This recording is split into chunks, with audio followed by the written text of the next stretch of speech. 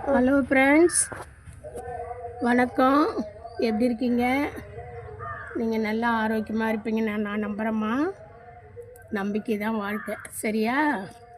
இப்போ வீட்டில் நம்ம புதினா வாங்கின்னு வரோம். இது உங்களுக்கு தெரிஞ்சு தான் இருக்கலாம், பட்டு யாராவது ஒருத்தவங்க பலன் அடைவாங்க இல்லையா? அதனால் நான் போடுறேம்மா. புதினா நடுறது. புதினா நம்ம சமையலில் போட்டால் தான் வாசனை இல்லைம்மா. நம்ம இந்த ஜாடி இங்கே தான் இருக்கும், துளுர் வரைக்கும். இந்த பக்கத்தை நம்ம கிராஸ் பண்ணாலே நமக்கு வாசம்தான். அவங்கள குழம்புல போடணுன்னு அவசியம் இல்லைம்மா.